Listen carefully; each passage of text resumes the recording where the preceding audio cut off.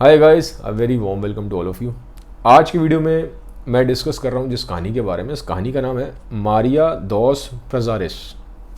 Maria dos प्रेजारिस। और इस कहानी को लिखा है गार्सिया मार्केज ने। ये भी एक शॉर्ट स्टोरी है। तो जो किताब का नाम है स्ट्रेंज पिलग्रिम्स।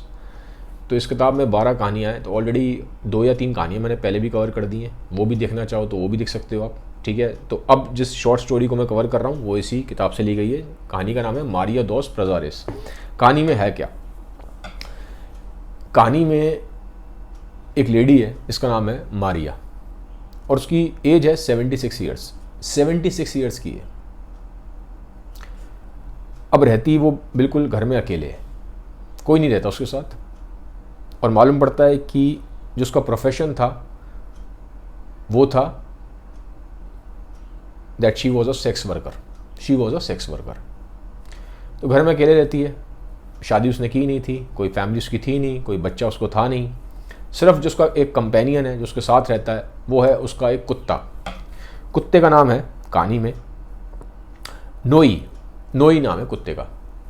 तो होता क्या है कि एक दिन ना मारिया को सपना आता है। उस सपने में देखती है कि उसकी डेथ होने वाली है, वो बड़ी जल्दी मरने वाली है। और ये सपना उसको रिपीटेडली काफ़ी टाइम से आ रहा था, बहुत सारे महीनों से लगातार आ रहा था। उसको डर लगता है। अब उसको डर 2 चीज़ों का लगता है। एक तो डेथ होने वाली है, उसका डर। डेथ को एक्सेप्ट करना आसान नहीं है, कोई नहीं मरना चाहता। तो एक तो ये चीज़ डर एक है, और दूसरा उसको डर ये भी है कि अगर मैं मर गई तो ये जो पूरा जो एंटायर जो फ्यूनरल प्रोसेस है उसको कौन हैंडल करेगा? भाई कोई रिश्तेदार है नहीं, कौन देखेगा? तो वो क्या करती है, वो एक ऑर्गेनाइजेशन को कांटेक्ट करती है। वो ऑर्गेनाइजेशन का काम ही ये था कि ये पूरा जो फ्यूनरल प्रोसेस है उसको देखना। तो अब उसने क्या करा है, उस ऑर्गेनाइजेशन को कांटेक्ट किया है। तो आज कहानी में स्टार्टिंग सीन है कि उस ऑर्गेनाइजेशन का एक बंदा आया हुआ है, वो सेल्स पर्सन है। वो उसके घर पे आया, वो उससे पूरा समझने आया कि जी आप कैसा फ्यूनरल चाहती हो, आप कैसा चाहते हो, किस तरह से जो आपके लास्ट राइट्स हो कैसे परफॉर्म हो, हम उसको अरेंज करा के देंगे। बदले में वो फीस लेते थे। तो बंदा पहुंच जाता है घर पे उसके। तो वो गेट खटकाता है, दरवाज़ा खटकाता है। अब ये रहती थी 2nd फ्लोर पे। जो मारिया है 2nd फ्लोर पे रहती है। ये कहानी जो है ना पूरी, ये स्पेन के बार्सिलोना शहर की है। स्पेन के बार्सिलोना शहर की है। तो 2nd फ्लोर पे रहती है, वो दरवाज़ा खटकाता है। अब कहानी में दिखाया गया है, भले ही despite the fact that she 76 years old, उसको अभी भी जो उसके लुक्स हैं उससे बहुत प्यार है। तो उसने वो बाथरोब पहना हुआ है, और जैसे ही कोई गेट खटकाता है तो एकदम से फटाफट उसने बालों में कलर वगैरह लगा रखा है, और पीछे फटाफट देखती है कोई आ गया है तो वो बालों में गुलाब लगा लेती है ताकि अच्छा लगे उसको। She was fond of looking attractive. ठीक है, तो वो दरवाज़ा खुलती है तो उसको थोड़ा सा पहले तो थोड़ा शर्म सी आती है कि यार मैंने बाथरूम पहना है, मैं अच्छी नहीं लग रही। वो सोचती है मैं पहले प्रॉपर चेंज वेंज करके आऊँ, अच्छी लगूँ, तब मैं इससे मिलूँ। तो दरवाज़ा बंद करने ही वाली होती है, लेकिन उसको लगता है यार बाहर ना बड़ी तेज़ आंधी तूफान बारिश ठंड बहुत थी। तो उसने कहा यार ये तो अगला बंदा इतनी देर में वैसे ही मर जाएगा ठंड से, तो ऑप्शन नहीं है। तो कहती है चलो ठीक है, अब जो पहना है सो पहना है, तुम अंदर आ जाओ। उस सेल्स वाले बंदे को अंदर बुला लेती है। और ये बंदा आता है, वो टेबल पे पूरा है ना एक बड़ा सा एक चार्ट सा होता है, उस चार्ट को खोल देता है। वो कहता है देखिए मैडम, ये रहा, ये हमारा पूरा कब्रिस्तान का चार्ट है। अब आप इसमें से जगह चूज़ कर लो, कहाँ आपको जगह चाहिए, कहाँ आपको दफनाना है, बता दो। अब मारिया कहती है जी मेरे को ना ये स्पेशल प्लेस है, यहाँ पे चाहिए, क्योंकि वो जगह पे ना बड़े बड़े जो नामी गिरामी लोग थे उस एरिया के, बड़े बड़े जो फेमस सेलिब्रिटी थे, उनको भी दफनाया गया था। स्पेशली कुछ पॉलिटिशियंस थे। तो मारिया कहती है भाई मेरे को ना ये इस जगह पे आप दफना दो, और ये पेड़ के नीचे दफनाना, ताकि जो मेरी कब्र है उसको छाया मिलती रहे। तो ये बात होती है। वो कहता है ठीक है मैडम ये तो हो जाएगा, लेकिन बिल्कुल यहाँ पे जो आप कह रहे हो बिल्कुल इन कब्रों के बगल में दफनाना वो पॉसिबल नहीं है, वहाँ जगह ही नहीं है इतनी। ठीक है, जगह भी होनी चाहिए ना, तभी तो वहाँ पे आपको जगह मिलेगी। तो कहती है नहीं नहीं, मैं तो पे करने को तैयार हूँ, आप देख लीजिए। तो कहता है ठीक है madam, I will try my best, मैं देखता हूँ। तो एक तरीके से आप देखिए वो उससे ना कॉन्वर्सेशन कर रही है कि कहाँ पे उसको दफनाना है। उस चीज़ को लेकर वो टेंशन में है कि पता नहीं भाई कौन देखेगा, मेरा तो कोई है नहीं, मरने के बाद क्या होगा। तो डेथ को लेके इस कहानी में आप देखेंगे बार बार ये जो थीम्स हैं, डेथ की थीम को बहुत सेंटर में रखा गया है। अब होता क्या है, वो एक बात और बोलती है कि देखो एक चीज़ का ध्यान रखना, ये मुझे इस एरिया में, जो मेरे घर के आसपास का एरिया, यहाँ पे भी कब्रिस्तान है, यहाँ ना दफनाना। सेल्स पर्सन कहता है क्यों मैडम, यहाँ तो आपको थोड़ा इकोनॉमिकल भी पड़ेगा, सस्ता पड़ेगा। वो कहती है पिछली बार यहाँ बाढ़ आ गई थी, जब बाढ़ आई थी तो जो सारी कब्रों में से जो कॉफिन होते हैं वो बाहर आ गए थे, ताबूत सारे बाहर आ गए थे। और उसमें से फिर मैंने देखा था जब बाढ़ आई थी तो जो कॉफिन थे वो टूट गए थे, उसमें से जो मुर्दा थे उनके जो बाल होते हैं वो भी बाहर आ रहे थे। तो मुझे देख के बड़ा ख़राब लगा। तो मैं नहीं चाहती, क्योंकि इस एरिया में बाढ़ आती रहती है, ऐसे मेरी जो लाश है, जो मेरी डेड बॉडी है, उसका भी फिर ये हश्र हो। वो इस तरह की बात करती है। वो कहती है कि आप ना मुझे बिल्कुल वो जो पहाड़ के चोटी पे जो कब्रिस्तान है ना, वहाँ पे आप मुझे जगह दो, पैसे जितने होंगे मैं आपको दूंगी। सेविंग उसने अच्छी खासी कर रखी थी, पैसा उस पर बहुत था। वो कहता है ठीक है मैडम, भाई उसको तो काम है, वो तो पैसे से मतलब है उसको। कहता है ठीक है आपको हम जगह दे देंगे, लेकिन फ़ीस बहुत ज़्यादा लगेगी, 3 गुना लगेगी। वो कहती है कोई दिक्कत नहीं है, पैसे ले लो, कोई टेंशन नहीं है। कहता है ठीक है। तो ये डिस्कशन होता है। अभी डिस्कशन बिल्कुल एंड होने वाला होता है, इतने में क्या होता है, दरवाजे पे ना ऐसे खरोंच मारने की आवाज़ आती है। कोई खरोंच मार रहा है 2-3 बार। तो वो जो बंदा होता है, जो सेल्स वाला बंदा, वो कहता है ये आवाज़ कैसी आ रही है, अजीब सी, ध्यान नहीं देता। 2-3 बार आती है, तेज़ आती है। तो उसको लगता है कि ये ऐसे आवाज़ें क्यों आ रही हैं आपके दरवाजे पे। तो एकदम से दरवाज़ा खुलता है और देखता है एक छोटा सा कुत्ता होता है, वो कुत्ता आ जाता है। तो मारिया बोलती है कि ये मेरा कुत्ता है, ये मेरे साथ रहता है, यही मेरा कंपेनियन है, इसका नाम है नोई। तो नोई क्या करता है, इमीडिएटली उठता है, उछल जाता है, और वो जो टेबल होती है जिस पे पूरा मैप सा बिछाया हुआ था कब्रिस्तान का, उस पर आता है, उस पर ऐसे करके वो घूमने लग जाता है। कुत्ता है, छोटा सा एक पिल्ला सा है, घूमने लग जाता है। उसके पैर पे जो पंजे होते हैं उसमें मिट्टी लगी होती है, तो मिट्टी से उस पूरे मैप को गंदा कर देता है। तो मारिया उसको मना करती है, ओ नो नो नो नोई नो, उसको उठा के फिर ऐसे साइड में रख देती है। तो बताती है तो बड़ा तमीज़ वाला मेरा कुत्ता है, ये कभी कभार ऐसे करता है शरारतें, ठीक है। और लेकिन होता क्या है, जब वो नोई को इंस्ट्रक्शन देती है मारिया कि नहीं नो नो नो नो आप इधर आ जाओ, उसको साइड में करती है, तो उसकी आँख से, सोचिए वो कुत्ता है, उसकी आँख से ना आंसू की बूंद गिर जाती है। और सेल्स जो वाला बंदा है वो देख के हैरान होता है कि यार कुत्ता तो आपका रो रहा है, ये कैसे पॉसिबल है। तो बड़ी एक ज़बरदस्त बात बोलती है वो, बात समझने वाली भी है। वो बोलती है मारिया कि देखिए एक बात सुनिए, कुत्ते में ना बहुत समझ होती है, और इनको रियल चीज़ें होती है ना वो हम सिखाते नहीं है, हम इनको आलतू फालतू चीज़ें सिखाते रहते हैं। हम इनको ये सिखाते हैं कि कैसे हम आपको एक ही टाइम पे बिल्कुल सेम जगह पे you have to do shit. हम इनको ये सिखाते हैं ना कि एक ही टाइम पे सेम जगह पे जाके आपको शिट कैसे करनी है। पर हम इनको जो इनका जो नेचर है, जो बिल्कुल नेचुरल चीज़ें हैं इनके अंदर, इनको हंसना रोना जो इनके अंदर आता है नेचुरली, वो इनको हम सिखाते ही नहीं। उसके लिए हम उनको ट्रेन ही नहीं करते, हम उनको फालतू चीज़ों के लिए ट्रेन करते रहते हैं। वो ये बात बोलती है। तो कहती है बड़े समझदार हैं आप, इनको समझते हो ये जानवर हैं, कुत्ते हैं, लेकिन बहुत समझदार हैं, बहुत समझदार हैं। लेकिन हम इनको अपने तरीके से कंट्रोल करना चाहते हैं। तो ये बात बोलती है। अब जो सेल्स पर्सन है वो बातें सुन रहा है, क्योंकि ऐसी बड़ी अजीब सी बातें लगती हैं उसको मारिया की। अब वो बोलता है कि मैडम जाते जाते मैं एक चीज़ पूछना चाहता हूँ आपसे। नॉर्मली जब मैं किसी घर पे जाता हूँ तो मैं उसका घर देख के ना, वो घर देख रहा होता है बड़े ध्यान से, यहाँ क्या रखा है, वहाँ क्या रखा है, ये क्या है, वो क्या है। घर को देख के, चीज़ें को देख के मैं आइडिया लगा लेता हूँ कि ये बंदा जो बंदी है जिसके घर में आया हुई काम क्या करता है। आपका मुझे समझ में नहीं आ रहा आप काम क्या करती हो, क्योंकि घर तो बड़ा एंटीक सा है, बड़ा क्लासिक सा घर लग रहा है। ऐसे होते हैं ना पुराने ज़माने के, जैसे बड़े फर्नीचर वगैरह होता है, बढ़िया सा किताबें हैं और अच्छी सी फ्रेगरेंस आ रही है, बड़ा ग्लास लगा हुआ है, तो बड़ा अच्छे तरीके से उसने उसको घर को रखा है। तो वो पूछता कि मैडम घर तो आपका बड़ा एंटीक सा है, क्लासिक सा लग रहा है, पर मुझे समझ में नहीं आ रहा आप करती क्या है। मुझे जनरली आइडिया लग जाता है बंदे घर जाके बंदा क्या करता है। तो उसका हाथ पकड़ती है, कहती है कि आइए आपको मैं बाहर तक छोड़ देती हूँ, क्योंकि उसका जो काम था हो चुका था। वो कहती है गेट तक जब उसको उसको गेट को बिल्कुल पहुंच गई है, गेट के बाहर ही उसको जाना होता है बंदे को, तो एंड मोमेंट पे बोलती है देखिए मैं ना एक सेक्स वर्कर थी। तो वो बंदा शर्मिंदा हो जाता है जैसे ही बात सुनता है, वो कहता है मैडम आई एम सॉरी। तो वो कहती है नहीं इट्स ओके,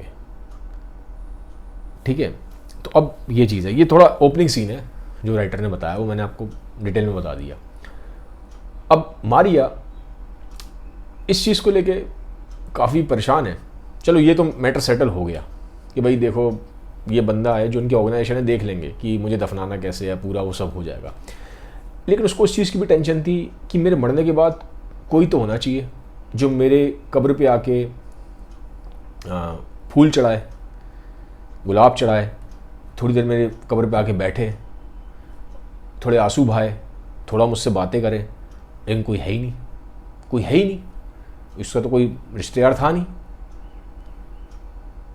अब होगा कैसे ये चीज़? तो ये चीज़ ना उसको खाती है। मौत के डर से भी ज़्यादा उसको ये डर सताता है कि मरने के बाद कहीं मैं अकेली ना हो जाऊं बहुत। तो वो कब्रिस्तान जाती है। अब हर संडे के दिन वो कब्रिस्तान जाती है और वो वहाँ बैठती थी। मैंने बोला पहाड़ी के बिल्कुल ऊपर जाती है वहाँ पे, और वहाँ जाके जो कब्रें हैं वहाँ बैठ के देखती है कि लोग आते हैं, रिश्तेदार वहाँ आते हैं, किस तरह से बैठते हैं, किस तरह से जो ट्रिब्यूट होता है काइंड ऑफ एक ठीक ग्रेटिट्यूड के फॉर्म में वहाँ फ्लावर्स रखते हैं, बुके रखते हैं। तो वो ये सब चीज़ें देखती है और सोचती है यार मेरी डेथ के बाद क्या होगा, मुझे कौन ऐसे आएगा ट्रिब्यूट पे करने। तो वो क्या करती है, वो जो उसका कुत्ता होता है नोई, उसको ट्रेन करती है कि नोई तुम ये काम करना। तुम उसको ट्रेन कर रही है कैसे। वो कुत्ता जो है गुलाब लेके आ रहा है एक कब्र, क्योंकि उसने एक जगह अपनी ले ली थी, जगह उसने अपनी सेट कर ली थी कि ये जगह है मेरी, यहाँ मुझे दफना जाएगा। उसने अपनी कब्र वाली जगह ट्रेन कर ली थी। तो नोई को ट्रेन कर रही है कि तू आना, गुलाब लेके आना और मेरी कब्र पे ऐसे चढ़ाना, तू आना, यहाँ बैठना, बातें करना, मेरी बातें सुनना। उससे वहाँ बैठ के बातें करती थी, कुत्ते को साथ लेके जाती थी, बातें करती थी अपनी ही कब्र के आगे, बातें कर रही है उससे। और कुत्ता रो भी रहा है, कुत्ता हंस भी रहा है, उसको ट्रेन कर रही है ताकि भूल ना जाए। और हर संडे उसको लेके आती है, सारा उसको रास्ता दिखाती है, यहाँ से जाना है, यहाँ से जाना है, यहाँ से जाना है, ये करना है, ऐसे करना है, यहाँ बैठना है, ये गुलाब चढ़ाना है, यह बात सुननी है, यहाँ तुझे रोना है, यहाँ तुझे हंसना है। कुत्ता ट्रेन हो जाता है।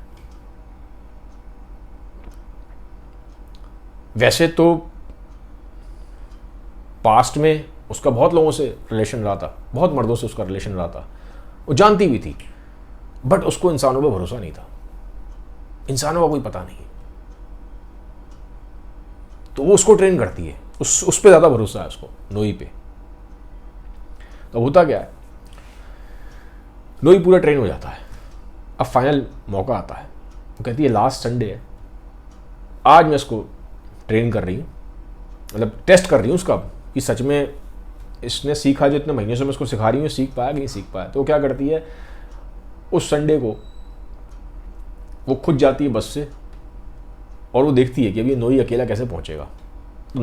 तो इधर एक साइड में नोई जा रहा है, इधर से बस पे उसको नोई को ऑब्जर्व कर रही है कि नोई सही जा रहा है नहीं जा रहा, रास्ते में सही से जा रहा नहीं जा रहा, गुलाब को सही से इसने कैरी कर रहा है नहीं कर रहा, सही से वहाँ जाके मुझे ट्रिब्यूट देगा नहीं देगा। तो उसको ऑब्जर्व करेगी, टेस्ट कर रही है, जितना सिखाया है, ट्रेनिंग करी है, आज उसका टेस्टिंग डे है नोई का।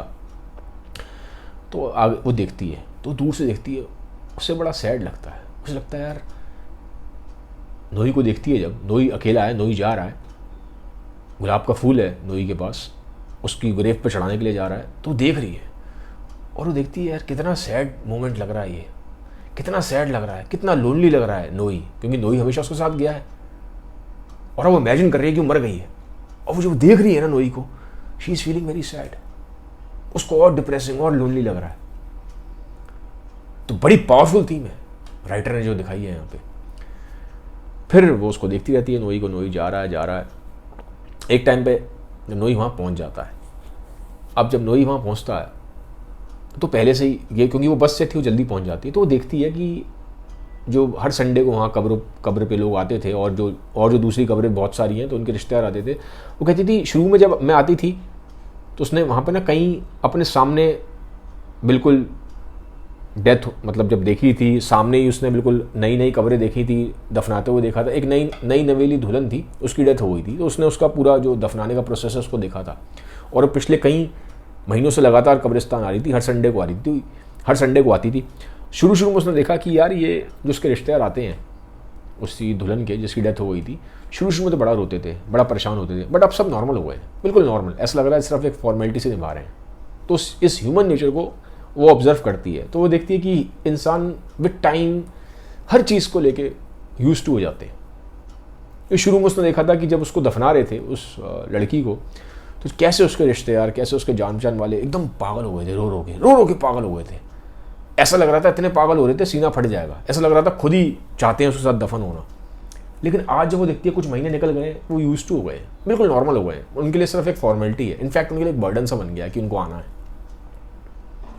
वो उनके चेहरे पे वो फीलिंग्स को नोट करती है कि कैसे सिर्फ ये इनके लिए अब एक बस एक रूटीन है आना, कोई अंदर से इतनी फीलिंग नहीं है, बस आना है तो आ रहे हैं।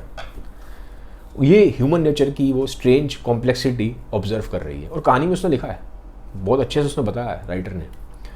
अब होता क्या है, अब ये वहाँ पहुँच गई है अपनी कब्र पे, अब ये दूर से देख रही है कि नोई ठीक से वहाँ जा पा रहा है, अकेले ढूंढ पा रहा है मेरी कब्र को उस पूरे कब्रिस्तान में, क्योंकि अब वो डिस्टेंस बना के रखी हुई है नोई से। आज टेस्टिंग डे है, और नोई जाता है, नोई वहाँ बैठता है, गुलाब रखता है, बातें ऐसी कर रहा है उससे, और जैसा उसने बताया था हंसता भी है और रोता भी है।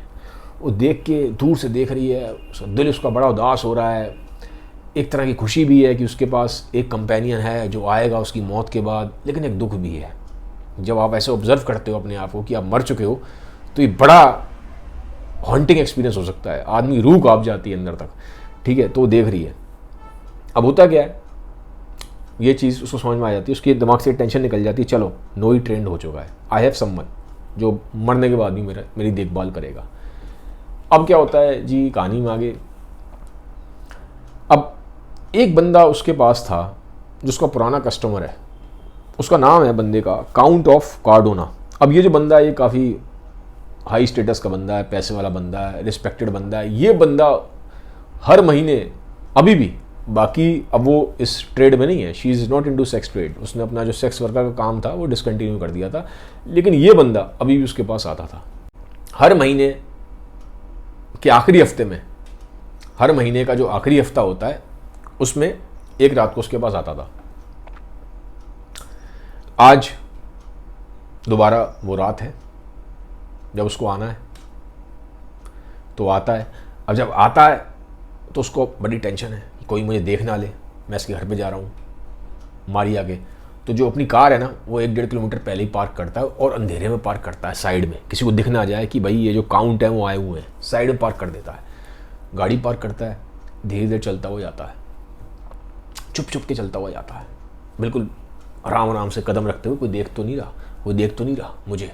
उसको भी रिस्पेक्ट की बड़ी टेंशन है, क्योंकि लोग जानते थे कि मारिया किस प्रोफेशन में थी पहले।